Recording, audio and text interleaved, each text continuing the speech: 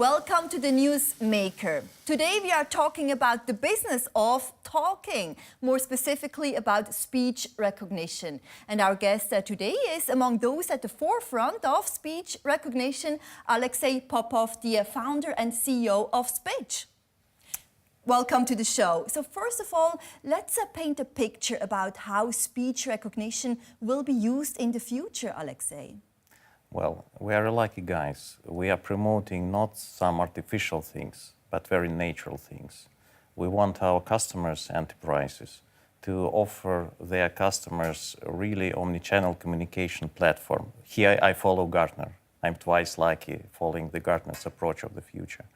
So that they will not be insisting their customers to only use typing, scrolling, some mobile apps, but also let those who would like to speak to them, who would like to talk to them, to just keep talking and keep speaking. Does this mean, Alexey, that in 20 years down the road, we will only use machines to communicate? And do you think that people will actually like that? I would say no, because anyway, machines will never replace communications between people.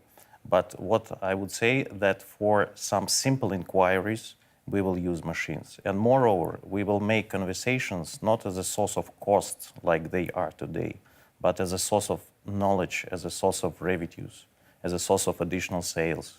I'm glad you say that because I'm a linguist. I speak 9 languages, so that means that it was worth it and you would still encourage people to learn languages. Yes, it was worth. Let's talk about your past experience, Alexey. And you were a deputy head and CIO at the Treasury of Russia and heading up the IT department of the Russian government as well. How has this influenced your experience and your work nowadays? And before those 2 jobs, I was an entrepreneur and the CEO of one of the Russian companies who still exists in Russia, one of the major market players. So I had experience. I had a great chance to have experience from supplier side, then from the customer side, and then again moving to supplier side. So I would say that that experience in a big enterprises like Russian government back office or Russian treasury is a priceless experience. So a lot of suppliers, they claim they are customer oriented, but it is the only way to be truth there. To stay in customers' shoes, to understand how customers perceive the things. And now I have a chance to understand both points of view, the customer and the supplier points of view. And it's tremendous experience. You have also helped the Russian e-government to develop its platforms. How would you say does the Russian development in the IT sector compare to, for example, the US, China and Switzerland here, especially in terms of e-government where your experience is in? Well, the developments themselves, they're very talented. And there are now a lot of companies who do time and material and outsourcing development. They still exist in Russia and in Ukraine and Belarus, wherever. And the second is that I believe that the e-government in Russia is adult enough and very well used by the citizens. As a Russian, you came to Switzerland in 2015 with your family. Why did you pick Switzerland to set up your startup? Well, first, it was a desire to create international business and to create some really scientific-based international business. And fortunately, all came in one. First thing, that we found already existing group of a very talented engineers who worked with close cooperation with ETH in Zurich. The scientific base in speech technologies in Switzerland is extremely well, so it's extremely experienced. And the second is so first is the group of engineers. Second is that for doing international business, Swiss is one of the better locations, in my opinion, in terms of tax regulation, labor regulation. The third is that Swiss community is very mature in terms of receiving new IT stuff, new disruptive things, but speech technologies did not exist in Swiss German so far. So we were the first who brought this experience here to make these solutions understand and speak Swiss German dialects, which is the major language of Switzerland. And the fourth, that my family and myself, we like Switzerland, we like living here. So all came in one, and that's why we are here. Let's talk about the Swiss dialects. And as you mentioned, you developed the Swiss dialects, especially Swiss German. Now, why did you see that kind of demand? Why did you decide to have speech recognition for Swiss German dialects? There are a lot of banks, there are a lot of enterprises in Switzerland. And despite in all the world, the people used to use speech and voice-driven interfaces to use Google, to use Amazon, to use Siri with the Apple, Samsung, whatever. In Switzerland, that's the same, but they don't understand Swiss German dialects.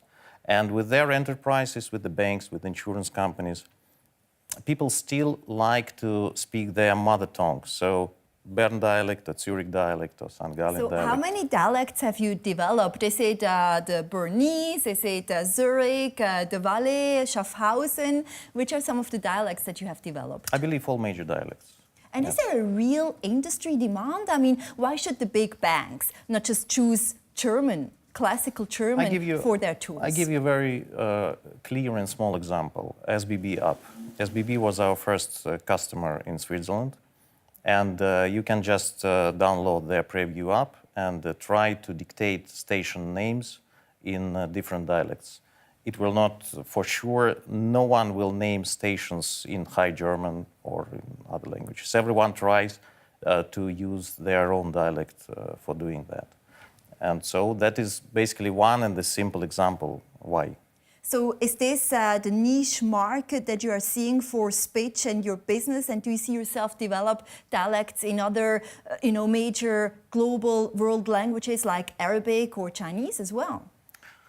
First of all, in Switzerland, I believe you know that there is not only Swiss German. It's Swiss German, French, Italian, High German, and English on top of it. So at least 5 different languages. So once you develop all of them, you're ready to spread to Italy, to France, to German, to UK. And that is the first reason why we are spreading in Europe. And that is your plan, so this kind of expansion it plan is the reality. To tap into different dialects. For Italy and for UK, it is already a reality. And the next steps, we are slightly engaging with the German market. And the next step definitely will be to open the branch of speech in German, in Nordic. So first of all, we are going to cover the Europe.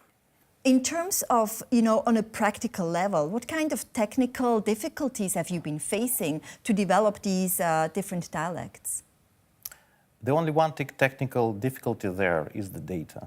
Because as every type of artificial intelligence, to benefit out of using it, first you have to put enough efforts to coach it, And for that, you need enough data. And we have a lot of partners in Switzerland, and our partners helped us to obtain enough data and therefore to make our model and our system smart enough to understand it. Now, you're not the only player in that market. Voice and speech recognition is in a strong upswing at the moment. Which industries are you targeting in specific? You mentioned SBB, but I imagine banking and logistics, etc., healthcare, education will also be on your list? There are 2 points here. First point, that I don't want to overestimate, but it is the must, and soon will be the must, to use speech technologies to everyone who is communicating with the customer. You can take the example of the United States, for example, of the other advanced countries in the area. So it is the must. Let's set that it is the must, not only for big enterprises, but for the small and for the middle-sized as well. The second is that enterprises are so pampered and they get used to achieve really good quality of delivery from their suppliers, that they don't respect only beautiful scientific technologies. It doesn't work. Works if you know their business inside out, and works if you really help them to overcome pain points. So if you really know their workflow and are able to change it. Can you give us some concrete examples for that? A concrete example. Why it is a must, for so many companies to have speech recognition? Yeah, because you can imagine how often you use your iPhone and your Google for voice-driven search. Why not to help it with your customer? Why just to call to the call center and will be endlessly asking for your identity, besides being identified by the voice? It's obsolete. So basically, mainly the insurance and banking sector should be able to benefit in terms of speaking, verification, biometric verification, and also fraudster detection, right? Everyone who has the call centers shall benefit. So everyone who uses the call center or is going to use the call center shall benefit out of this technology. It doesn't matter whether this call center is small or large, because it's anyway natural when people call you and being served 24/7, but not only 5/8 in the working days. So for me, we have customers within the banks, in insurances, in public transport. These customers we can acquire ourselves. We are not only technically oriented. We build up the company from the very beginning as business-oriented company who know the business of our customers inside out. But the rest of the customers we serve via partners, because we believe that partners know their business better, and we have special tools, special programs to motivate the partners to engage more and more with it. For example, in the US, I have seen that search queries, 25% of search queries are already done by voice input. How does Switzerland rank globally? I believe this ratio is distributed more or less equally between the advanced countries. For Switzerland, no one made a calculation, but this amount so far can be slightly less, only because of the Swiss-German things. These giants, they don't care about Swiss-German. So you can use only High German, and if you use Swiss-German, it understands you, but the quality is very, very low. In general, will we still be using our fingers, our thumbs to actually type messages and put in queries, or just will everything be by voice recognition only? No, I would like to talk about the entire platform, where everyone chooses the way he likes to communicate. But these channels will not be separated like now. So, for example, there is no way for you to start dictating something and then to continue filling in by typing and then dictate to make a voice signature at the end. But we want it to be that way. What about threats of cyberattacks and hacking and all that? I guess your software must be very precise, right? To really detect this is the voice of Alexey, this is the voice of Martina. But how can you make sure that it's accurate and that you have a very low margin of error? Well, of course, there is always a trade-off between how many fraudsters you recognize and how many real customers you will be declining. There is always a trade-off. So we always set this threshold in accordance to what kind of operation you are going to make with your voice. I do believe that with the voice, you never can transfer $1 million to wherever without any other commitment or any other kind of approval. And that's because every voice of every human being in the world that has ever existed is unique. It's unique. It's unique. But anyway, even if you are using payment cards, if you are using any other type, so for now, our system can recognize fraudsters, can recognize synthetic voices, so it's adult enough. But I believe that the fraud technology will also grow up. And so it's always a fight between the fraudsters and real customers. Talk to me about costs, Alexey. How expensive are your software products? Well, of course it costs money because the research, development, keeping it up to date costs money, delivery costs money. But what we're usually going to do, and for that we have a special tool on our website, which is called ROI calculator. We do believe that our technologies bring revenues or cost saving to the customers, usually both. And do you see the big businesses in Switzerland and also SMEs cashing in there already, or is it just the big players that can actually afford it at this stage? It's affordable for everyone. The goal of this tool is to make sure that it's affordable to even middle and small size companies. They can easily calculate it, or you can do, or whomever can do. So just place your amount of agents and calculate your ROI, and we make it attractive for you. That is our pricing model. Now, with all these voices and the data, you need a massive storage system. How do you archive all of these dialects and words and phrases? Let's split this question into two.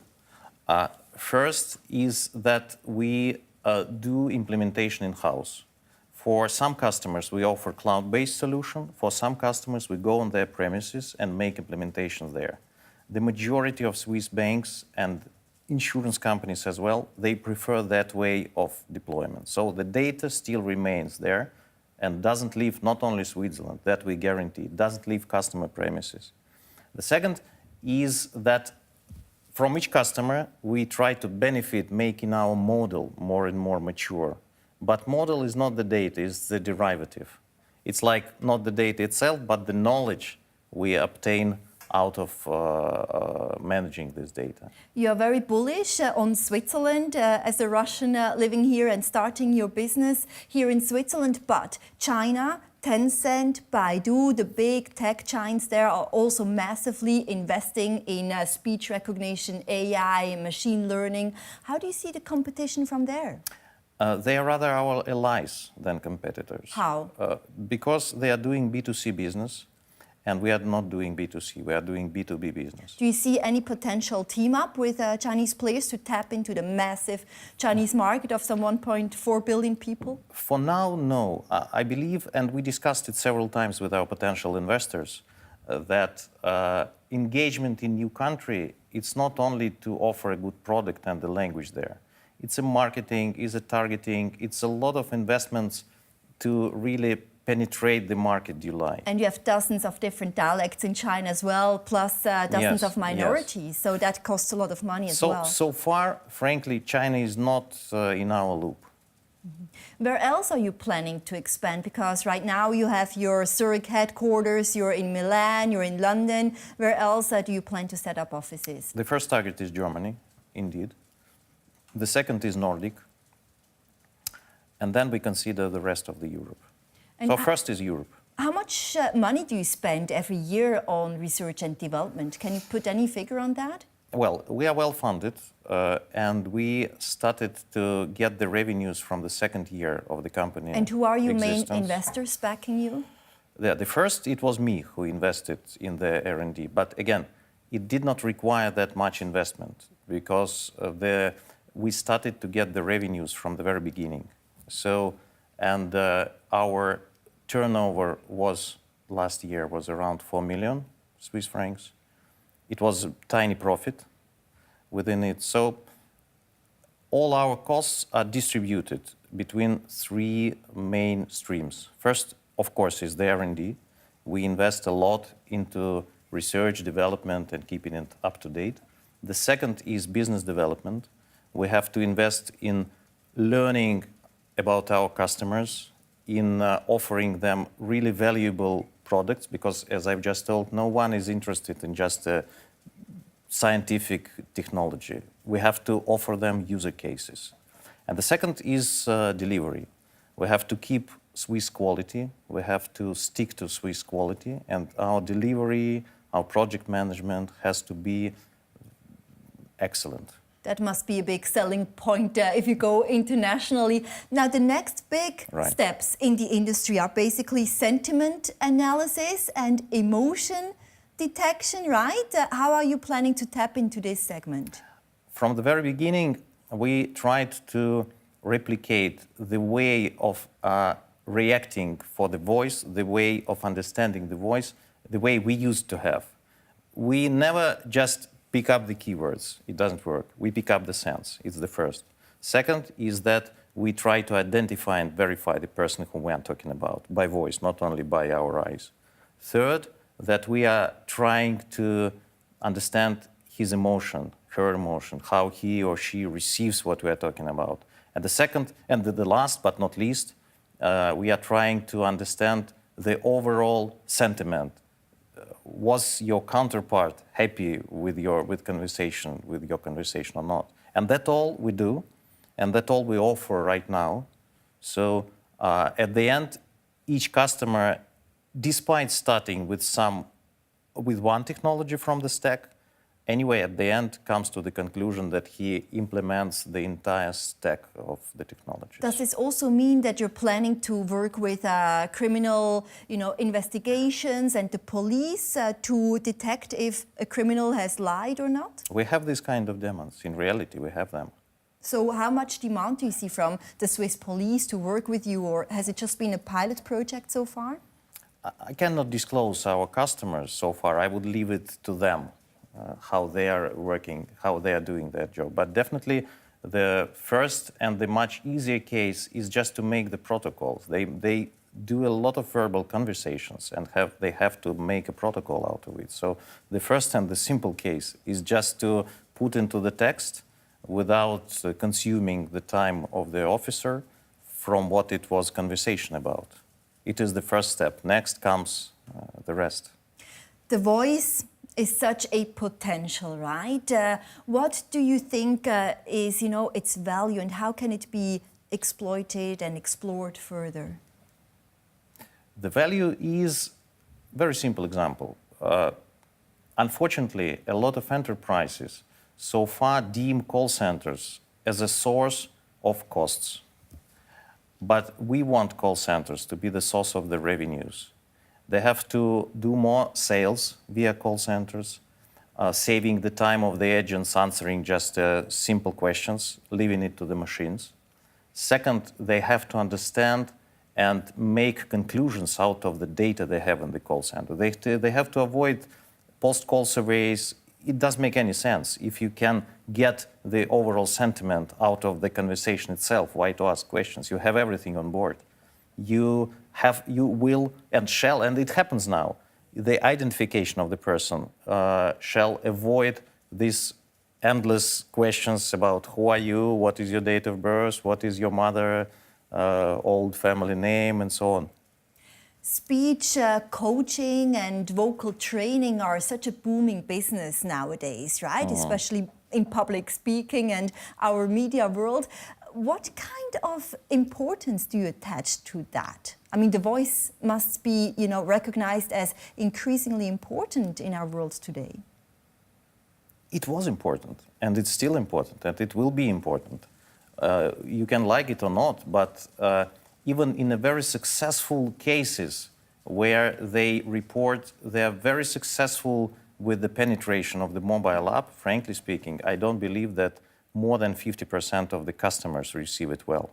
So the conversation still exists, and you can see how the young generation uses, for example, WhatsApp voice messages. They are talking, they are dictating, they are not typing. Young generation. It took some time, though, because in China, where they use WeChat instead of WhatsApp, they've been, sending voice messages for a long, long time already. But it seemed like in Switzerland that started just 1 or 2 years ago, because maybe people were a bit shy to communicate that directly with the counterpart, because the Swiss people still have some, privacy in between. Moreover, in that WeChat in China, as far as I know, they have recently implemented voice biometric feature.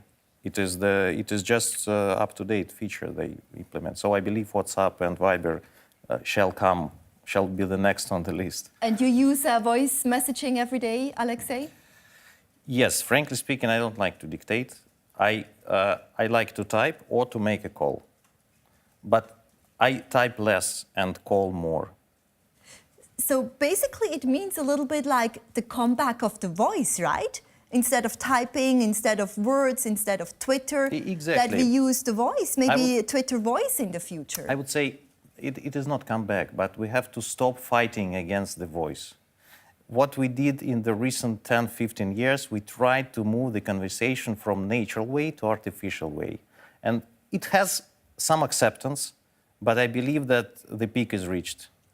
So we have to concentrate more to support natural way of conversation, meaning voice, but embedding it into the omnichannel communication platform and make it transparent. Because before it was hidden.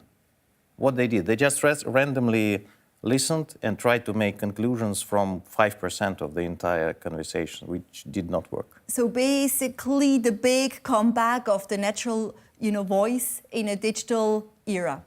Exactly, exactly. So voice is not less digital than messaging or applications. So it's the same digital, but much, much more natural. Thank you so much for coming in, Alexey, and we will keep talking in the future as well. Thank you. Thank you. It will be my pleasure.